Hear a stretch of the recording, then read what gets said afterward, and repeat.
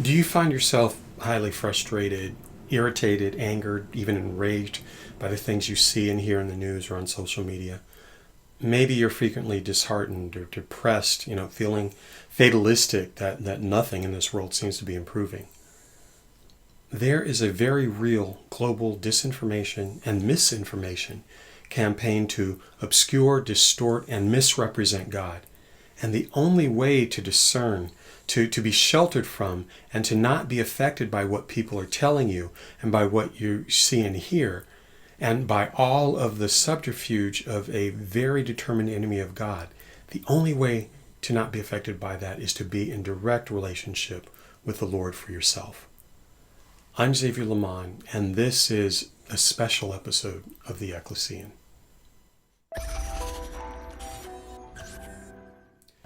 In episode 6 last week, I talked about how the kingdom of heaven is advancing and is going to continue to be advanced on the earth. Now, that wasn't what I'd intended to share with you. Unfortunately, the script I had intended to share was accidentally overwritten, and I found myself compelled to share something I'd only penned the day before and intended to share at some point in the future. But as he often does, God had other plans. But so did the enemy, as I was about to find out. Just 1 hour after I recorded that episode, my wife and I received a phone call informing us that our son Joshua had been found by our daughter-in-law unresponsive and lying in a huge pool of blood. We later learned that he had suffered a massive brain hemorrhage and wasn't expected to live. Joshua was declared brain dead 2 days later. He was just 35 years old. Now, I'm far enough along in my walk with God to not believe in coincidences. In my message last week, I was frank about the advance of the kingdom of heaven. And what that means, of course, is taking territory from the kingdom of hell. And though the outcome of this war is inevitable, it doesn't mean that the enemy won't fight tooth and nail to his bitter, fiery end. I believe that what happened to Josh was an intentional blow by the enemy to strike at our hearts, to demoralize and depress us, to intimidate us, to frankly dissuade us from walking the paths of ministry and of testimony that are set before us. As I stated elsewhere, the purpose of what my wife Rochelle and I do is help believers develop a real, a direct, a deeply personal relationship with God. And we want to help you cultivate intimacy with God so that you can discover your God-given identity and be empowered by the blood of Christ and step into your authority to overcome the enemy within your sphere of influence. Our lives are truly about abiding in the kingdom of heaven while we're still living here on this earth. Now, a natural question would be, why God? Why did you have to take Josh? Or why did you allow him to be taken?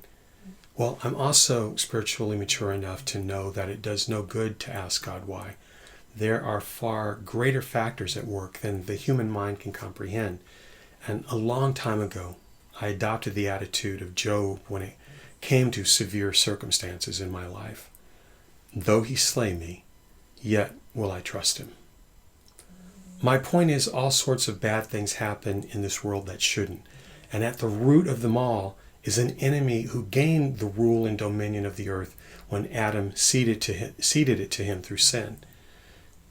Now, Christ restored our God-given right to reclaim the earth at the cross.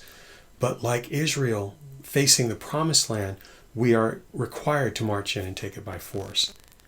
And it's sad to say, but the church failed in that mission. It got sidetracked.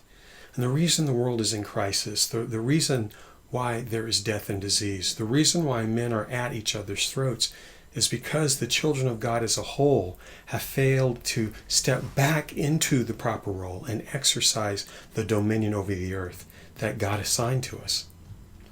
My good friend and pastor, John Ashcraft, absolutely nails it in his book, Becoming a Second Mile Leader. Let me read you a section. While most of the modern day church is afraid of hell, hell was afraid of the Ekklesia, and it was a revolution that would change the world. Their movement was so powerful, the gates, that is, the governments of hell, could not withstand their advancing march. They did not spend their time fretting over the news or wringing their hands over the latest stock market report. They did not pin their hopes on who controlled the government at the time or who was up for re-election. They were forming a different government. They were fully committed to one agenda in the world. Your kingdom come, your will be done, on earth as it is in heaven. This powerful organism that Jesus left here on earth was so pure and so radical that it turned the world upside down. They began a revolution using only spiritual swords and the power of the Holy Spirit acting upon the hearts of men. They intended to overthrow the kingdom of darkness and bring men into the kingdom of God, and they did. Under tremendous pressure, with the threat of beatings and through imprisonments and the pain of death, they devoted themselves to advancing the cause of Christ. They endured these hardships as soldiers fighting a noble battle. In all their painful circumstances, they continued unfazed and unstoppable. They were not sitting saints. They were summoned soldiers. They did not go to church. They were the church. Their concern was not erecting edifices, but ending evil, establishing Christ's government in the hearts of men. Heaven has granted power and authority through Christ to the child of God willing to accept the commission and wrest it away from an enemy who seeks to delay his demise for as long as possible. This is what we are called to. This is the enemy that we fight. Everything else is a deliberate distraction from the truth. If you believe for a moment that your enemy in this life is a person, or a group of people, or a political party or an organization, you are deceived and distracted by the real enemy. The Bible is very clear about who and what we're really fighting against. For we do not wrestle against flesh and blood, but against principalities, against powers, against rulers of the darkness of this age, against spiritual hosts of wickedness in the heavenly places. Ephesians 6:12. The Lord is raising up an Ekklesia of today to take territory and subdue the enemy. Jesus restored to us the right to reclaim the earth, and we have to step up. As I reiterated in episode 6, the enemy will be conquered by the blood of the Lamb and the word of our testimony. Josh still has a testimony that speaks. At age 14, he was diagnosed with leukemia, and at that young age, he was forced to confront his mortality. He spent the next 4 years enduring radiation and chemotherapy. He lost his hair, he lost weight. His teenage years were stolen from him, and he missed all of the experiences and discovery that shape a person, all of the things that the rest of us take for granted. But Josh was a survivor. We have a picture of him with 6 other children that were undergoing cancer treatment at the same time. And by the time he completed his chemotherapy at 18 and was declared cancer-free, he was the only one of the group still alive. Now, Josh endured a horrific, terrible situation, but he grew into an admirable young man. And we were blessed to have 20 years or more with him than we might have had. And he affected many lives. And now, as an organ donor, he'll continue to do the same. And our loss is heaven's gain. And he is sorely missed, but we look forward to the reunion. As I said, there is only one inevitable conclusion to all of this. In the end, Satan loses.